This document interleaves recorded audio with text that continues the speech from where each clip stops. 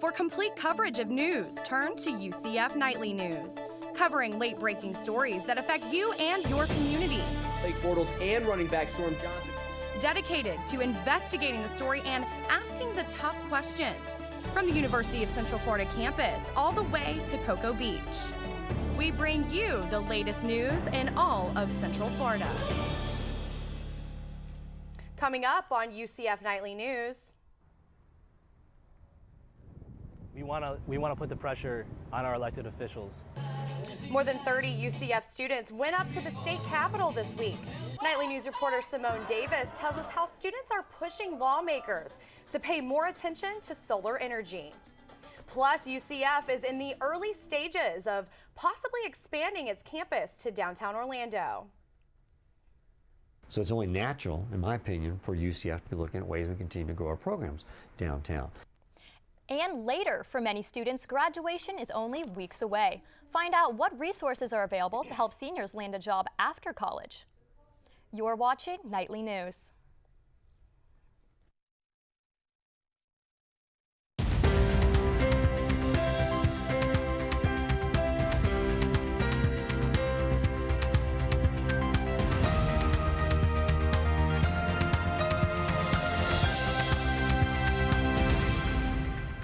Good afternoon and welcome to Nightly News. I'm Claire Davis. And I'm Julia Anderson. Today is Friday, April 11th. Let's take a look at this week's top stories. This week, students from around the state rallied at the Florida State Capitol to discuss the sun. Nightly News reporter Simone Davis joins us now to talk about her experience. Thanks, Julia. Now, if you take a look around campus, you can see UCF is working toward becoming solar friendly. However, some UCF students want to see change on a bigger scale. So what did they do? They took their ideas all the way to the Florida Capitol to encourage elected officials to use more solar production in the state.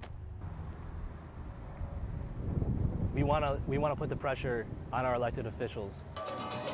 UCF junior and environmental studies major Frank Tenorio, along with 30 other UCF students, made their way to Tallahassee Thursday morning for the Florida Solar Uprising rally. We spoke with Tenorio the day prior to the rally. He feels officials of the Sunshine State are not using their biggest resource. So as you may know, our current utility system, where we get electricity and power, is heavily reliant on fossil fuels and nuclear energy. And the practices that come along with using these sources are very dirty and dangerous. At the rally, students enjoyed environmental friendly music, including solar-powered mixer and UCF student DJ Chill Will.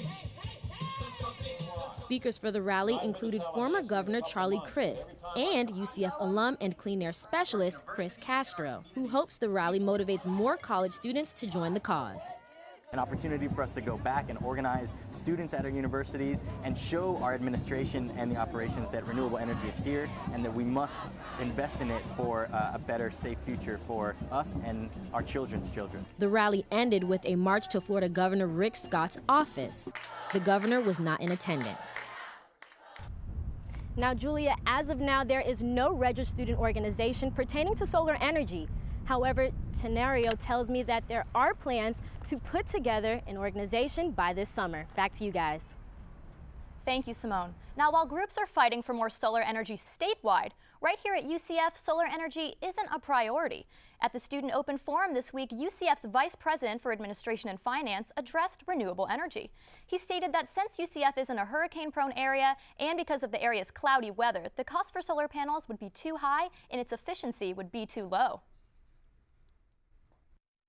There are other ways we can spend our energy money and get much quicker and more effective results than a big investment in solar panels today. Merck also added that UCF will continue to experiment with other renewable energies. How would you like to take classes in the heart of downtown Orlando? Well, that could become a reality because UCF is looking at expanding its campus. I spoke with an official who told me what the future may hold for UCF. The possibility of UCF expanding its campus to downtown Orlando could become a reality. Project DTO for downtown Orlando is comprised of a 70-member task force that's looking at how UCF and the metropolitan area can grow. Fred Kittinger, Vice President of University Relations at UCF, is the chairman of Project DTO.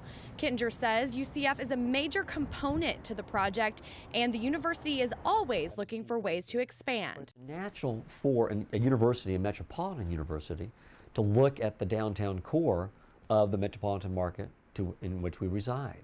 And in this case, City of Orlando is a very exciting, dynamic downtown. Kittinger says Project DTO is in its very early stages, and the task force plans to conduct a study to help decide what UCF programs are best for downtown. Whatever we will decide to bring to downtown Orlando, it will be because it will make those programs better. Kittinger indicates they're looking at several locations, but one possibility is the land which used to house the Amway Arena. With more than 50 acres of land, the area is also home to UCF's Center for Emerging Media. Kittinger says since UCF already has a presence in downtown Orlando, it could be the perfect opportunity to expand UCF's footprint. In Orlando, Claire Davis, UCF Nightly News. Since the project is in its early stages, Kittinger says there isn't a set timeline for UCF's expansion. Time now for a first look at our weather. Alyssa Kelly joins us with a look at our first forecast. Alyssa, how's today looking? You know, it started out really great, nice and sunny, but as we start to get into the afternoon, those afternoon clouds are starting to roll in. There was a 0% chance of rain earlier today, but it's now at 20%. Let's hope that's a pretty low chance that it doesn't rain on us.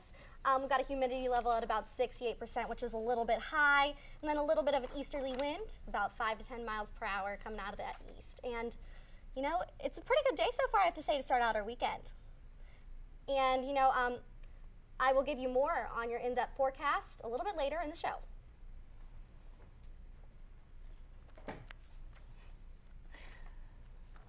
Thanks, Alyssa. We'll have more on that later in the broadcast. Still ahead on Nightly News. Time is running out to file your taxes, and we'll tell you what options you have if you haven't filed yet.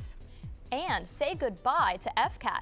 Find out which standardized test is taking its place and how UCF's education department is adapting to the change. We'll tell you more right after the break.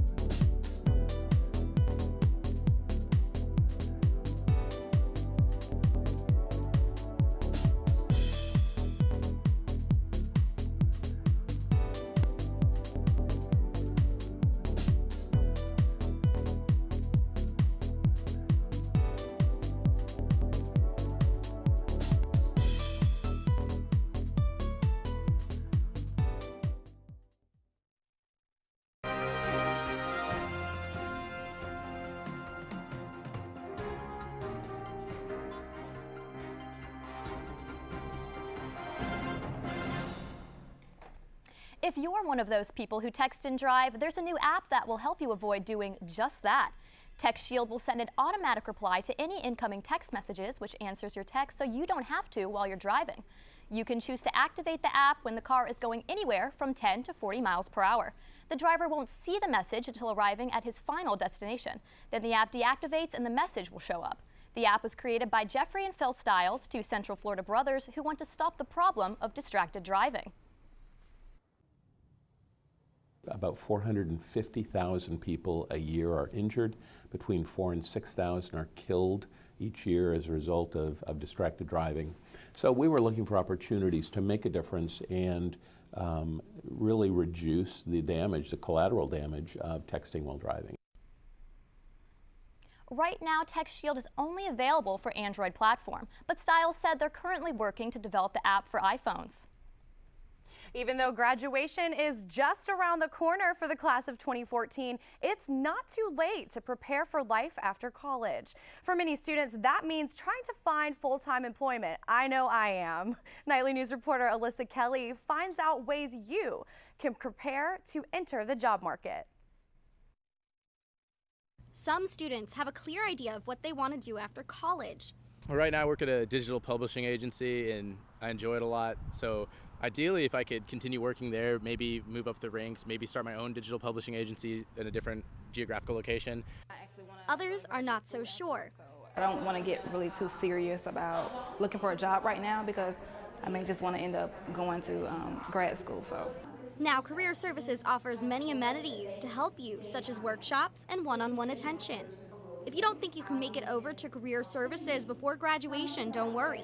Career Services partnered with the Alumni Center a few years back to help unemployed alumni. A full-time counselor is employed here to help you get the same resources that enrolled students get at the Career Services, like critiquing a resume. I sat down with Dr. William Blank, the director of Career Services, who had some advice for graduating seniors. Each job a student applies for should have a customized resume focused on the criteria that employers are looking for that particular job. Reporting in Orlando, Alyssa Kelly, UCF Nightly News. An event called Oh My Graduation will be held this Saturday. It's designed to be a single source of career services workshops, and on May 8th, the 2014 statewide career fair will take place at the CFE Arena with over 200 employers for students to network with. We have experienced quite the variety of weather conditions this week, from rain to pretty warm days, hot days. It's been crazy this week. When we come back, Alyssa Kelly tells us what to expect for the next few days. And a student-made product might make going to the bathroom a little different. Nightly News reporter Stephanie Wooster joins us after the break to explain how two UCF students found success with this unusual product.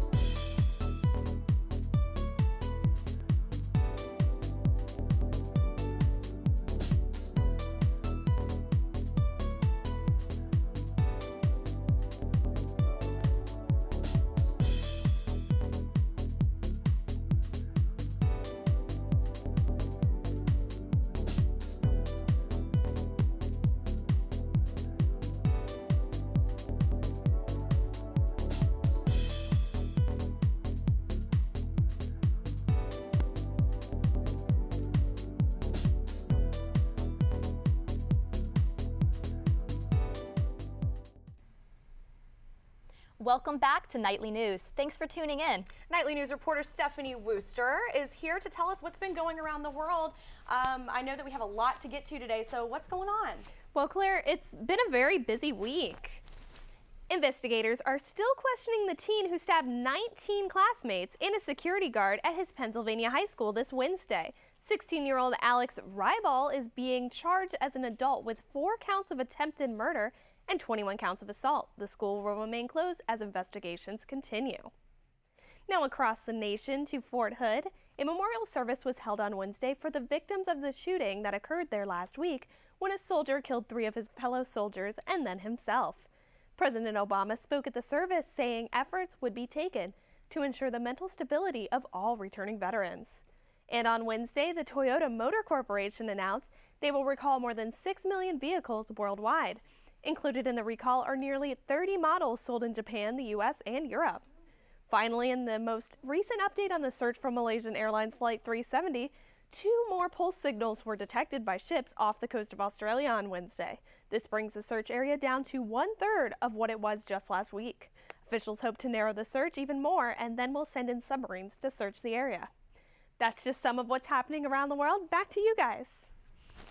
Thank you, Stephanie, and I'm happy to hear that we're making some progress with this Malaysian Airlines story. Absolutely. You know, I can't believe it's already been a month and they still haven't found it. It's pretty sad. I hope that they get something from now. So definitely. Stephanie, I heard you discovered something here in our own backyard. Well, that's right, Julia. Most students can barely find the time to finish homework, let alone create an international business. Well, 2 UCF students are doing just that. We spoke with 2 student entrepreneurs about their unusual product, and you may have never thought of. When Taylor Cheeley and Nicole Enterline started their business, they had one thing in mind: helping women. Little did they know their product would grow so much in such a short period. Last year, Cheeley and Enterline's business was in its infancy when they won UCF's Joust business competition with a needed but unusual product. Right away, the SmartWay female urine funnel could be found at 7-Eleven and the Night Aid Pharmacy on campus. Not even 1 year later, Cheeley and Enterline are making national contracts with CVS and Walgreens. Their product is even reaching the European market. We also did just hear from a woman in France who has a business over there where she actually sells urine funnels from other brands. She found our brand online and did contact us, and she wants to add our brand to the supply that she's already selling over there. So we're going to be international. The 2 say confidence is the biggest contributing factor to their success. But if you step in there and you demand confidence and you validate that your product is a successful product, you gain respect. Cheeley and Enterline won a national healthcare competition on Monday where they were the only women and only undergrads competing. Visit our website to learn more about their interesting product and find a link to their website. Back to you guys.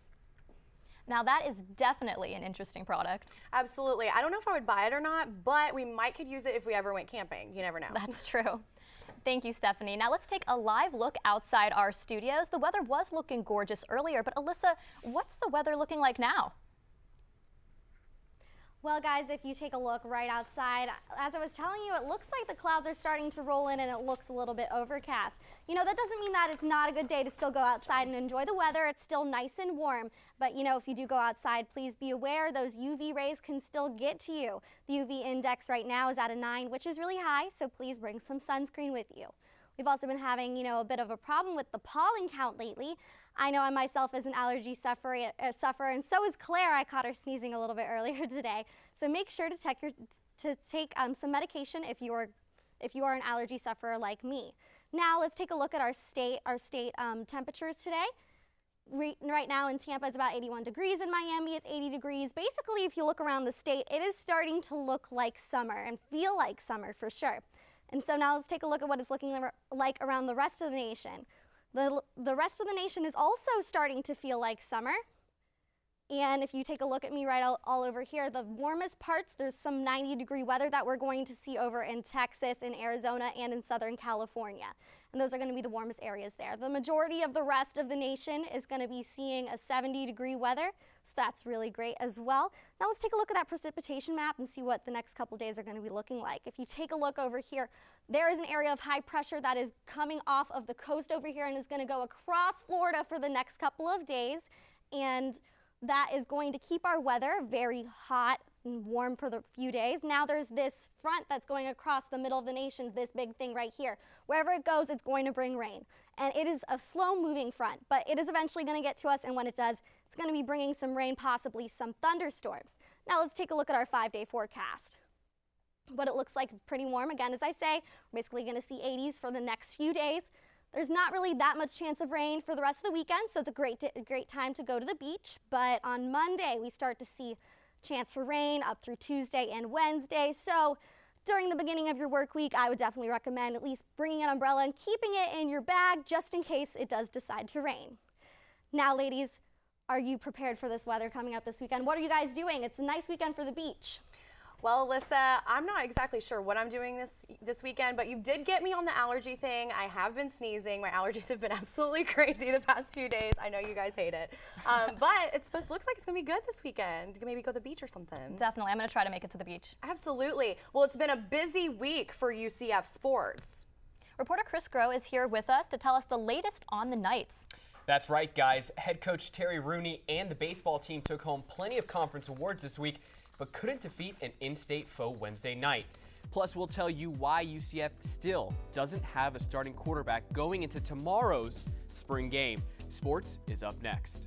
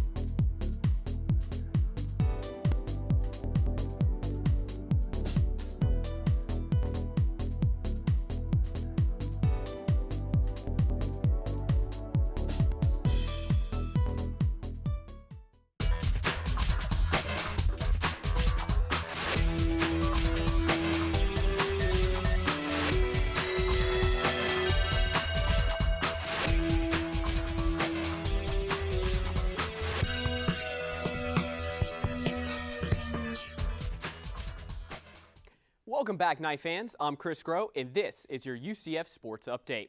We start our coverage on the baseball diamond, where it was a clean sweep. Monday, junior pitcher Eric Skoglund and junior shortstop Tommy Williams took home AAC Player of the Week and Pitcher of the Week.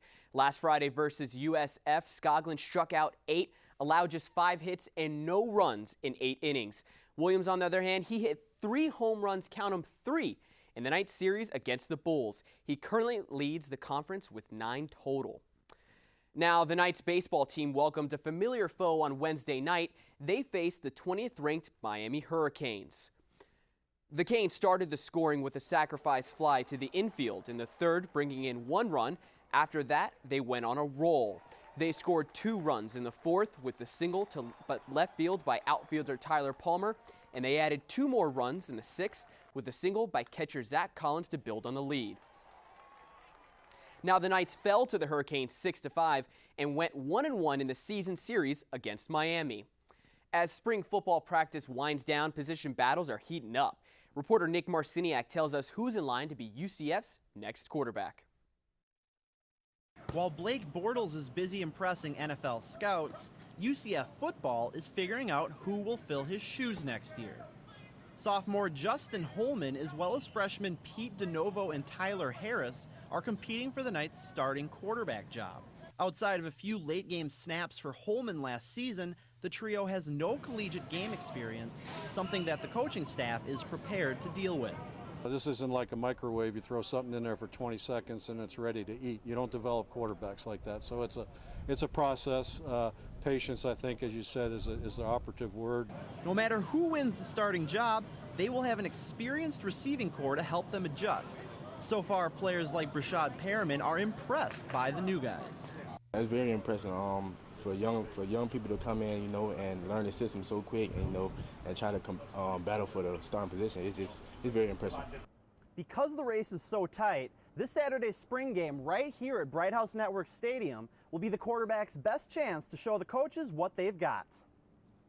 Taft says they would like to name a starter going into summer workouts. I think Coach would like to name somebody, but again, I don't think there's any clear separation where we're ready to anoint somebody that you are the next quarterback at UCF. In Orlando, Nick Marciniak, UCF Nightly News. Now, if the quarterback battle isn't enough to get you out to Saturday's spring game, admission is free and family activities start at 11 a.m. That includes food trucks. Now, the game itself starts at 2 p.m. That's all the time we have left today, Knight fans. Check back next week to find out how the spring game went, and we'll take a behind-the-scenes look at becoming UCF's beloved mascot, Nitro. Back to you guys at the desk. Thanks, Chris. That's crazy that anybody can try out for Nitro. I know. I mean, would you do it? Absolutely not. I don't think I have what it takes. And think about how hot it is. You must get so hot in that costume, especially in Florida, running around the field. I can imagine. Absolutely. That's all the time we have for now. Thanks for joining us.